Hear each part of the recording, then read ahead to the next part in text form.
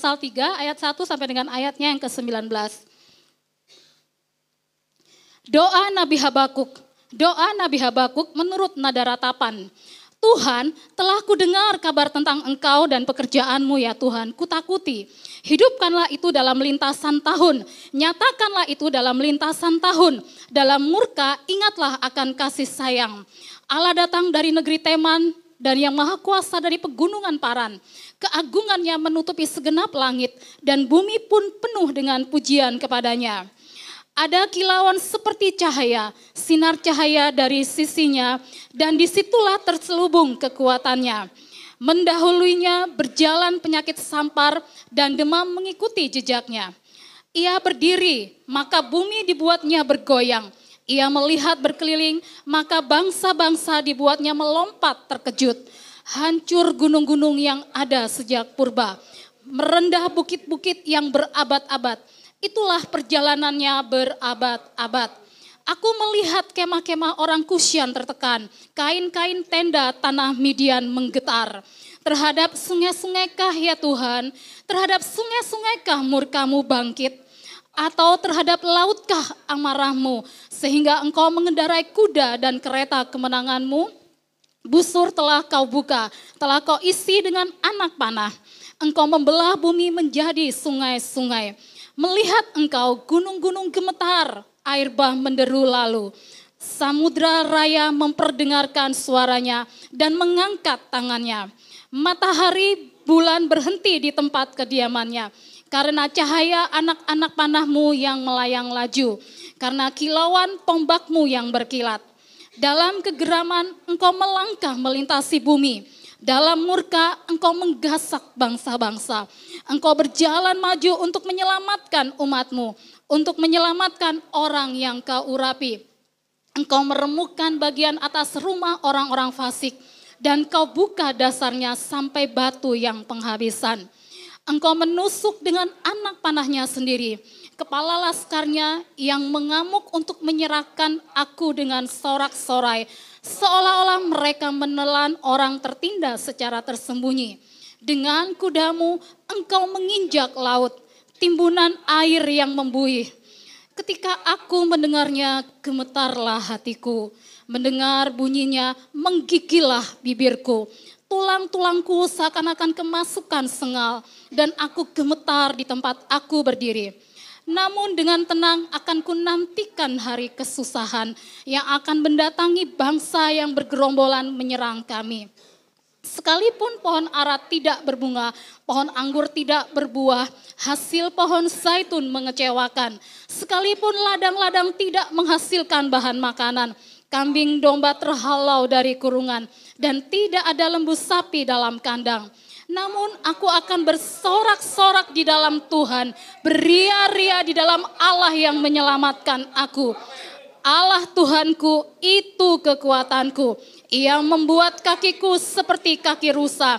Ia membiarkan aku berjejak di bukit-bukitku. Amin.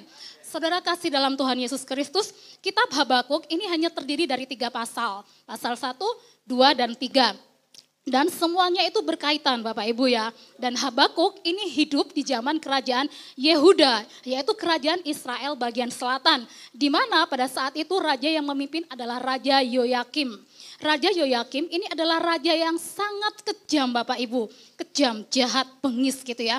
Jadi pemandangan sehari-hari yang dilihat oleh Habakuk ini adalah aniaya, kelaliman, kekerasan, ketidakadilan, seperti itu pemandangan sehari-hari. Situasi politik kerajaan kurang lebih seperti itu.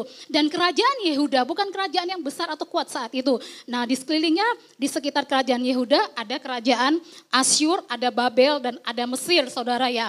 Dan Nabi Habakuk ketika dia hidup di tengah-tengah situasi kondisi politik ekonomi yang tidak menentu, Nabi Habakuk tidak menegur bangsa Israel. Dia tidak menyatakan kesalahan bangsa Israel atas nama Tuhan gitu ya. Tetapi apa yang dilakukan oleh Nabi Habakuk? Nabi Habakuk dia membawa semuanya itu di hadapan Tuhan.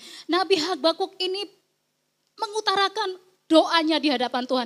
Bahkan di ayat yang pertama dikatakan, doa Nabi Habakuk menurut nada ratapan. Saudara tahu bagaimana orang yang meratap itu ya saudara ya. situasi kondisi membuat Nabi Habakuk ini meratap di hadapan Tuhan. Kalau saudara baca dari pasal 1, pasal 2, saya hanya cepat aja Bapak Ibu ya.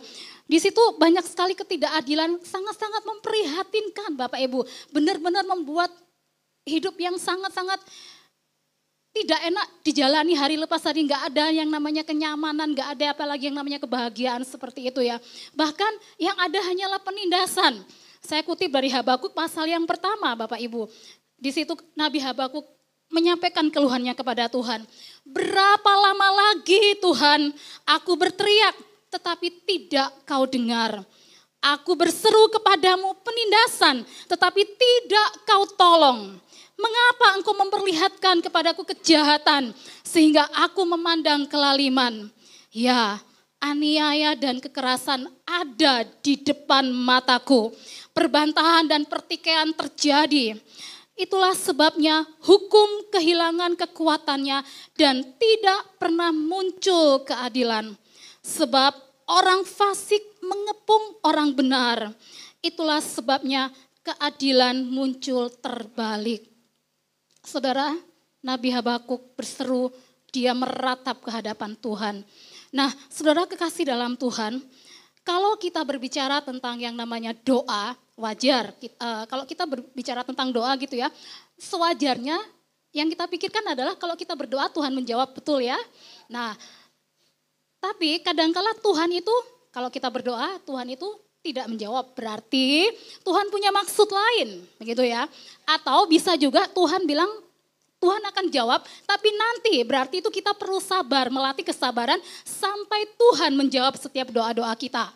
Nah, alangkah enaknya kalau kita berdoa, Tuhan langsung jawab gitu ya. Jadi kita langsung ekspres, kilat gitu dapat jawaban doa daripada Tuhan. Nah, Nabi Habakuk ketika dia berkeluh kesah, dia berdoa, dia meratap kepada Tuhan, ternyata Tuhan tidak jawab ya, Tuhan tidak jawab tidak, ataupun Tuhan tidak jawab nanti. Tapi Tuhan malah memberitahukan kepada Habakuk bahwa keadaan situasi akan menjadi semakin lebih buruk daripada saat itu. Habakuk tidak mengerti Bapak Ibu mengapa hal itu harus terjadi. Dia sudah berkata kepada Tuhan, berteriak, berkeluh kesah, penindasan berapa lama lagi Tuhan. Bahkan di pasal yang pertama dia menanyakan, di manakah keadilanmu Tuhan? Seperti itu. Bapak Ibu saudara kekasih dalam Tuhan Yesus, Nabi Habakuk dalam pasal yang kedua, dia menempatkan dirinya sebagai seorang penjaga di menara pengintaian. Ini artinya Bapak Ibu, seseorang yang menempatkan dirinya di menara penjagaan atau menara pengintaian, dia adalah seorang pendoa. Mengapa? Karena dialah yang berjaga-jaga. Seperti itu. Pasal 2 ayat yang pertama, aku mau berdiri di tempat pengintaianku dan berdiri tegak di menara. Aku mau meninjau dan menantikan apa yang akan difirmankannya kepadaku dan apa yang akan dijawabnya atas pengaduanku. Saudara, dan ternyata apa yang Tuhan nyatakan untuk Nabi Habakuk itu ternyata semuanya tuh di luar perkiraan, di luar pemikirannya sebagai manusia, di luar dugaannya, sangat-sangat di luar estimasi gitu saudara ya. Nah, Nabi Habakuk dijawab oleh Tuhan dalam suatu penglihatan. Kita lihat mulai dari, kita kembali ke pasal yang ketiga. Tuhan menyatakan, memberikan suatu vision atau penglihatan kepada Nabi Habakuk. Kita lihat pasal 3 ayat 3, saya mulai dari ayat yang ketiga. Allah datang dari negeri Teman dan yang maha kudus dari pegunungan Paran. Saudara, keagungannya menutupi segenap langit dan bumi pun penuh dengan pujian kepadanya. Negeri Teman dan pegunungan Paran, ini adalah tempat yang dulu pernah, ini salah satu tempat gitu maksudnya ya, salah satu tempat yang pernah dilewati oleh bangsa Israel ketika mereka keluar dari Mesir untuk masuk ke tanah perjanjian, ke Kanaan, begitu Bapak Ibu ya. Jadi Nabi Habakuk di sini mendapat penglihatan, dia melihat bahwa Allah yang dulu yang membawa bangsa Israel keluar dari negeri Teman, pegunungan Paran, itu sama dengan Allah yang ia lihat dalam penglihatannya. Allah yang datang yang penuh dengan keagungan menutupi segenap langit dan bumi pun penuh dengan pujian kepadanya. ada kilauan seperti cahaya, sinar cahaya dari sisinya, dan disitulah terselubung kekuatannya. Ada kuasa Tuhan di dalamnya. Mendahuluinya berjalan penyakit sampar dan demam mengikuti jejaknya. Penyakit sampar, kalau kita baca dalam Alkitab, penyakit sampar ini sering digunakan untuk menggambarkan cara Tuhan untuk menghakimi, begitu ya. Dan demam ini bisa dikatakan semacam tulah, begitu Bapak Ibu. Jadi ketika Tuhan datang, di depannya tuh ada penyakit sampar dan di belakangnya ada tulah yang mengikutinya. Kita lihat ayat yang ke-6. Akibat kedatangan Tuhan, bumi dibuatnya bergoyang. Ia melihat berkeliling, maka bangsa-bangsa dibuatnya melompat terkejut. Hancur gunung-gunung yang ada sejak purba. Nah, seperti itu dan seterusnya, saudara ya. Ayat 7, aku melihat kemah-kemah orang Kus yang tertekan. Kain-kain tenda tanah Midian menggetar. Orang Kusyan dan orang Midian, ini adalah mereka orang yang tinggal di padang pasir kalau saudara. Jadi mereka ini orang Beduin gitu, nanti saudara bisa googling, bisa cari sendiri ya. Orang Beduin yang tinggal di padang pasir. Jadi ketika Nabi Habakuk ini melihat penglihatan itu, jadi alangkah dahsyatnya kedatangan Tuhan gitu loh ya. Sampai angin pun itu bisa menggetarkan tenda-tenda tanah Midian. Pertanyaannya Bapak Ibu, Tuhan datang ini mau menghakimi siapa begitu ya? Habakuk mulai bertanya di ayat yang ke-8. Terhadap sungai-sungai kah ya Tuhan? Terhadap sungai-sungai kah murkamu bangkit? Atau terhadap lautkah amarahmu sehingga engkau mengendarai kuda dan kereta kemenanganmu? Nabi Habakuk menggambarkan Tuhan sebagai seorang warrior, pahlawan perang. Busurmu telah kau buka, telah kau hiasi dengan anak panah. Engkau membelah bumi menjadi sungai-sungai.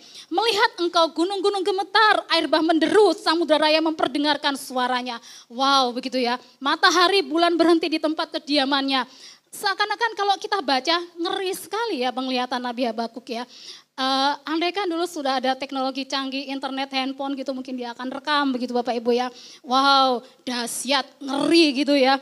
Nah, ternyata dalam ayat yang ke-13, engkau berjalan maju untuk menyelamatkan umatmu, untuk menyelamatkan orang yang kau urapi. Tuhan datang bukan untuk menggemparkan isi alam semesta. Namun justru Tuhan datang dalam kengerian kedahsyatannya itu justru untuk menyelamatkan bangsa yang saat itu sedang tertindas. Saudara, dikatakan ketika Tuhan datang, Tuhan dalam kegeraman Tuhan itu melangkah melintasi bumi, dalam murka Tuhan menggasak atau menginjak bangsa-bangsa. Dan ketika Tuhan datang, Tuhan meremukkan bagian atas rumah orang-orang fasik. Dan kau buka dasarnya sampai batu yang penghabisan. Dahsyat ketika Tuhan datang dalam kedahsyatan, dalam kengeriannya. Tuhan memerangi musuh-musuh bangsa yang tertindas tersebut saudara. Nah, Tuhan menusuk dengan anak panahnya sendiri kepada laskarnya yang mengamuk untuk menyerahkan aku dengan sorak-sorai. Seolah-olah mereka menelan orang tertindas secara tersembunyi. Penglihatan terakhir yang dilihat oleh Nabi Habakuk ini ada dalam ayat ke-15. Dengan kudamu engkau menginjak laut timbunan air yang membuih. Sampai di sini penglihatan Nabi Habakuk. Dan saudara, di sini di ayat yang ke-15 Nabi Habakuk menggambarkan seakan-akan Tuhan ini adalah di sini dia menggambarkan Tuhan ini seakan-akan seperti sudah memenangkan pertandingan peperangan. Tuhan sudah duduk di atas kuda menginjak air, menginjak laut gitu ya, sehingga air laut itu berbuih berbusa seperti itu. Nah, ketika Nabi Habakuk melihat penglihatan yang sudah dijabarkan secara luas, mulai dari ayat 3 sampai dengan ayat yang ke-15, kita mau lihat apa respon dari Nabi Habakuk. Ayat 16, ketika aku mendengarnya gemetarlah hatiku, mendengar bunyinya menggigillah bibirku. Ketika Habakuk melihat penglihatan itu, gemetar, menggigil, itu yang dialami oleh Nabi Habakuk. Enggak tahu gemetar karena apa, mungkin gemetar karena kengerian Tuhan datang dalam kedahsyatan, atau karena kegemparan, karena penderitaan yang akan terjadi di depannya. Saudara, Nabi Habakuk ini memang dikasih tahu oleh Tuhan bahwa memang nanti keadaan menjadi semakin lebih buruk. Mengapa? Karena Tuhan membawa bangsa lain, bangsa Babel, untuk menyerang Yehuda. Yehuda ini bangsa yang kejam, bangsa yang bengis, jahat. Babel lebih parah lagi, lebih jahat lagi daripada Yehuda. Seperti itu. Nah, Apa respon Nabi Habakuk? Nabi Habakuk katakan, gemetar hatiku mendengar bunyinya, menggigil bibirku, tulang-tulangku seakan kemasukan sengal. Ini menggambarkan tulang yang nyeri, sakit gitu Bapak Ibu ya. Nah, tapi ketika kita baca di bagian bawah, namun dengan tenang akan kunantikan hari kesusahan. Dengan tenang akan kunantikan hari kesusahan yang akan mendatangi bangsa yang bergerombol menyerang kami. Dengan tenang akan kunantikan hari kesusahan. Loh, saya pribadi baca kalimat-kalimat sebelumnya di ayat yang ke-16. Loh, tadi di depan dikatakan gemetar, menggigil, tulang-tulang seperti kemasukan sengal. Tapi di kalimat berikutnya Bapak Ibu ya, di situ kita lihat, namun dengan tenang aku akan menantikan hari kesusahan. Dengan tenang, saya berkata begini, Tuhan susah loh kayak gini. Mungkin kalau saya belum tentu bisa, tapi saya akan berusaha. Kita akan berusaha ke sana, tapi belum tentu bisa, tapi akan berusaha Tuhan. Seperti Nabi Habakuk. Dan saya percaya saudara, ketika dia pun mengeluarkan statement seperti ini, apalagi disambung dengan ayat yang ke-17, sekalipun pohon ara tidak berbunga, pohon anggur tidak berbuah, hasil pohon zaitun mengecewakan, kambing, domba, lembu gak ada makanan, gak ada lagi harta. Tapi Nabi Habakuk bisa ngomong selanjutnya, namun aku akan bersorak-sorak di dalam Tuhan, beria-ria di dalam Allah yang menyelamatkan aku. Saudara kekasih dalam Tuhan Yesus, wow gitu ya. Dan kalimat-kalimat ini gak lahir begitu saja, asal puitis, tulis begini. Enggak, saya percaya sampai Habakuk bisa mengeluarkan statement yang seperti ini, berarti ada proses yang dia gumuli di hadapan Tuhan. Habakuk, kalau boleh saya katakan, Habakuk menenggelamkan diri dalam penyembahan. Dia datang kepada Tuhan dalam ratapan yang tidak henti-hentinya. Dia berkeluh kesah di hadapan Tuhan. Berkeluh kesah ini bukan berarti ngedumel, ngomel gitu, enggak, bersungut-sungut, enggak, bukan seperti itu saudara ya. Habakuk henti-hentinya datang kepada Tuhan. Dia datang dalam keluhan, dalam ratapan. Dia sampaikan semua keluhannya di hadapan Tuhan. Sehinggalah dan dalam pergumulannya saya percaya sampailah Habakuk pada satu titik di mana imannya mengalahkan ketakutannya. Nah saudara, sampai dia mengerang, dia meratap, dia berdoa, sampai dia mencapai satu titik imannya mengalahkan ketakutannya. Sehingga Nabi Habakuk bisa berkata, namun dengan tenang akan ku nantikan hari kesusahan. Saudara, ketika kita akan memasuki 2025, saya percaya kita semua sudah mulai scroll si ini hamba Tuhan ini ngomong apa ya, kita dapat apa dari Tuhan ya, apa ya akan terjadi di bidang ekonomi, nanti tahun depan gimana ya, kesusahan apa ya, kesesakan apa ya, seperti itu ya. Nah, apalagi banyak sekali saudara ya, apa yang akan terjadi di depan kita nggak tahu saudara. Dan kalau kita ini hidup di akhir zaman, akan semakin sulit dunia ke depan, betul? Nggak akan semakin mudah, akan semakin susah, akan semakin sulit. Loh, bukan berarti saya pesimis, enggak saudara ya. Bukan berarti saya menakut-nakuti, sekali lagi, enggak. Nah seperti itu, saudara, apa yang akan terjadi di tahun 2025 kita nggak akan tahu di bidang ekonomi, di bidang kesehatan. Dan ketika kita hidup di dunia ini, kita ini selalu memiliki masalah, betul? Siapa yang hadir tidak pernah mempunyai masalah, tolong angkat tangan. Banyak masalah. Sama Bu, idem Bu, sami mawon Bu. Ya seperti itu, banyak masalah saudara. Masalah pribadi, masalah keluarga, masalah pekerjaan, masalah pelayanan. Masalah kota, masalah bangsa, masalah negara. Loh ada banyak, so complicated, banyak lengkap gitu ya. Tinggal pilih gitu ya, masalah mana, banyak sekali ya. Nah seperti itu saudara. Nah, iya wow banyak sekali. Ada macam-macam respon yang lahir dari seseorang ketika orang itu menghadapi masalah saudara. Nah satu, mungkin kalau kita lihat ya, respon yang pertama ketika orang menghadapi masalah, ada tipikal orang yang give up, menyerah saudara, mengibarkan bendera putih. Kalau sudah punya masalah, nyerahlah. Menyerah beda dengan berserah saudara ya, beda nggak sama, beda. Menyerah. Ya kalau orang yang namanya sudah nyerah wis angkat tangan, berarti sudah tidak ada lagi yang bisa dia lakukan. Gak mau bertindak apa-apa lagi, no respon. Seperti itu. Nah, tipikal orang yang kedua, respon yang kedua, ketika orang itu punya masalah, kalau yang pertama tadi menyerah, kalau yang kedua tidak peduli. Tipikal orang yang nggak peduli, ya iyalah, biarlah ada masalah. Oh memang harusnya ada masalah seperti itu dan memang harus terjadi. Ya udahlah biarin, gak usah dipikirin. Kok kayak mikir negoro ya. Mikir kerjaan kita aja. Mikir keluarga kita aja udah ruwet kok mau mikir sekeliling kita. Gak usah dipikirin. Katanya tahun 2025 mau resesi, ya wes resesi. Ya sudah biarlah. Katanya susah, ya wes susah. Ya wes resesi, biarin. Banyak orang susah kiri kanan, ya udahlah emang kesusahannya sendiri. Biar nanti dia berusaha sendiri. I don't care, gak peduli. Seperti itu saudara ya, tipikal yang seperti itu, nggak peduli. Kita bukan aparat keamanan, kita nih bukan pejabat. Ngapain mikirin hal-hal yang di atas. Ruwet, korupsi sekian, hukumannya sekian gitu saudara ya. Tadi saya baca saya kaget Bapak Ibu, pasal ayat 1 itu ya. Itulah sebabnya keadilan muncul terbalik. Saya bilang Tuhan, ya relate ya Tuhan ya, ada hubungannya gitu. Nah saudara seperti itu gitu ya. Tapi ada lagi tipikal yang ketiga. Tipikal orang yang ketiga adalah tipikal orang yang berani menghadapi masalah. Alangkah baiknya dan alangkah enaknya kalau kita di posisi itu. Dan marilah kita memposisikan diri pada posisi itu saudara ya. Berani menghadapi masalah.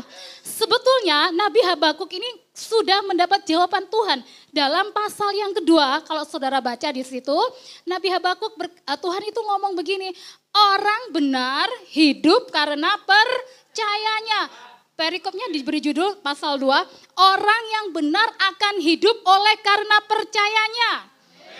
Tuhan itu sudah ngomong seperti itu sebetulnya untuk Nabi Habakuk.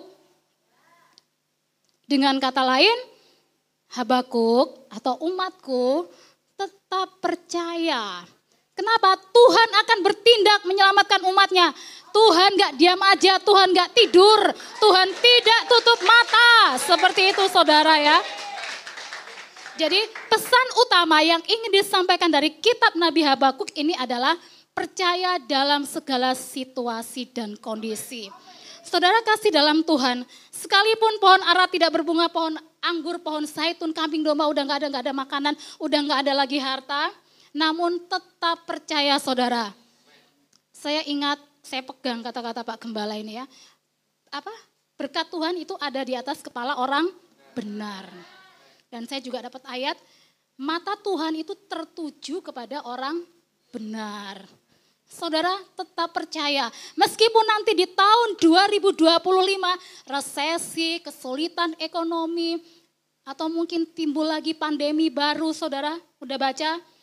Ada pandemi baru di China dan itu diduga seperti COVID gitu saudara ya. Di bidang kesehatan saudara baca Amerika di bawah pimpinan Donald Trump mereka akan keluar dari WHO. Karena WHO ini seperti bonekanya Beijing saudara baca. Ngeri saudara. Saya baca Tuhan, saudara baca kalau akibat dari vaksin apa yang akan terjadi? Saya bilang Tuhan seperti ini Tuhan ya. Secara manusia, secara nalar Tuhan. Kok seperti ini? Ngeri, serem saudara ya. Ngeri. Apalagi kita sudah di akhir zaman. Tuhan sudah mau datang lagi saudara. Kak Susan, dari dulu khotbah hamba Tuhan, saya dengar di gereja A, gereja B katanya Tuhan mau datang. Apa Tuhan gak datang-datang 2024? Jangan saudara. Tuhan itu sudah mau datang dan sungguh-sungguh Tuhan tidak menangguhkan kedatangannya lagi. Saudara, saya ingin sharing sedikit ya. Beberapa waktu yang lalu saya dapat mimpi dari Tuhan saudara. Saya dapat mimpi tiba-tiba celing gitu ya. Saya seperti berada di langit saudara. Karena saya merasa ini kok tinggi sekali. Kayak suatu bentangan yang tinggi sekali. Dan saya melihat suatu pemandangan yang indah sekali. Belum pernah saya lihat seumur hidup saya. Ketika saya hidup di dunia ini. Saya nggak pernah lihat pemandangan yang indah seperti itu. Iya. Saudara, saya pernah mengunjungi Papua tahun 2003, Tembagapura, Hidden Valley, itu memang luar biasa. Orang bilang kata itu Beverly Hills-nya Indonesia. Ini yang saya lihat dalam mimpi indah, lebih indah dari semua kota yang pernah saya lihat. Meskipun saya belum pernah keluar negeri loh ya. Sampai saudara dalam mimpi saya tuh sampai tiduran di atas kayak hamparan padang rumput gitu ya. Saya bilang gini, aduh kok indah sekali tuh, kok indah ya, kok bagus sekali. Di mana ini ya, di mana ini. Dan kemudian saya melihat mulai berdatangan orang-orang. Jadi kayak tempat wisata gitu ya. Mulai orang-orang naik satu-satu dan mulai banyak. Dan ketika kita sudah beberapa saat lamanya di situ, tiba-tiba bunyi alarm yang keras saudara. Tet, tet gitu ya. Semua kaget yang di situ saudara. Terus kita noleh, ada petugas yang jaga kan ya. Petugasnya ngomong gini, sekarang waktunya kalian turun. Loh, saya pribadi dalam mimpi saya, loh udah naik kok turun lagi ya. Sampai saya tuh dalam mimpi, Tuhan saya ini masih hidup tah. Saya seperti itu saudara ya. Udah naik kok turun lagi, akhirnya kami turun saudara. Dan pada saat saya turun, apa yang saya lihat? Saya melihat banyak orang itu sedang packing. Waktunya untuk pulang saudara. Jadi kalau kita pergi ke retreat gitu ya, villa-villa gitu, lorong gitu ya, villa-villa, kamar-kamar. Di situ saya melihat dari deretan depan sampai sana orang itu sibuk packing, saudara. Ada tas besar, mereka sibuk lipat-lipat baju masukin gitu. Dan saya dengar suara, ayo packing, pulang.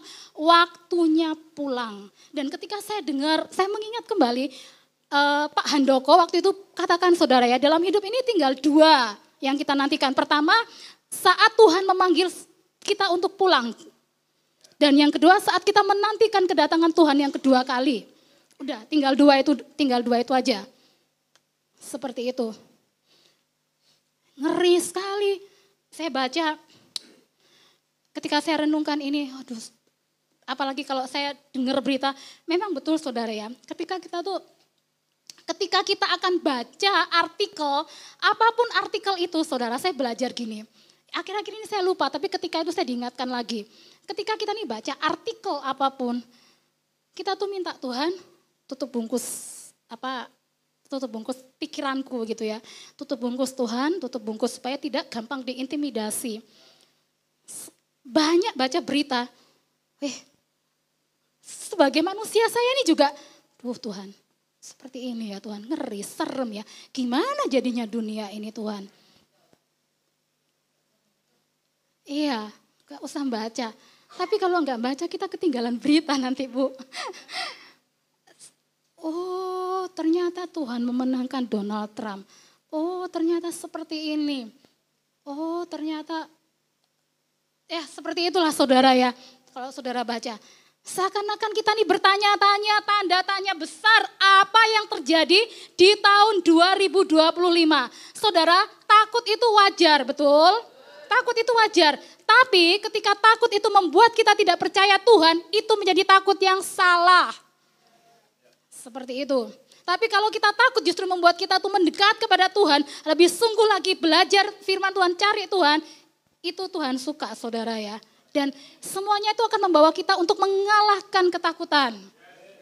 Nah saudara kasih dalam Tuhan, dengan manis Habakuk tutup di ayat yang ke-19, keyakinan iman.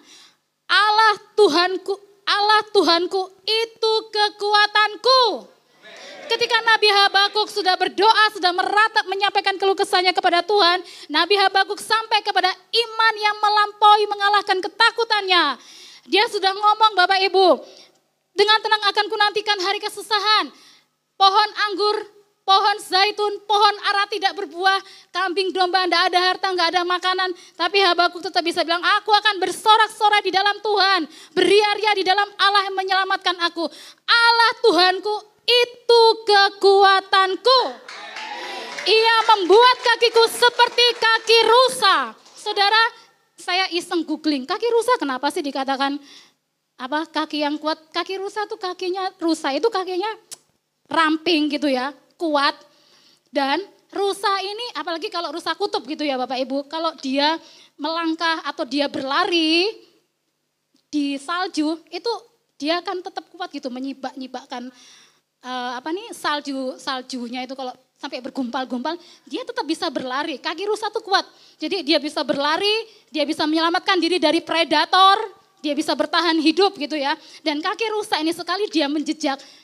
Kalau kita lihat lereng itu kadangkala mungkin bergeser gitu ya, tanah longsor gitu ya. Nah kalau rusa dia sekali menjejakkan gini, pek gitu, dia kuat, pijakannya kuat. Ibarat kata mungkin kuda-kudanya tuh kuat.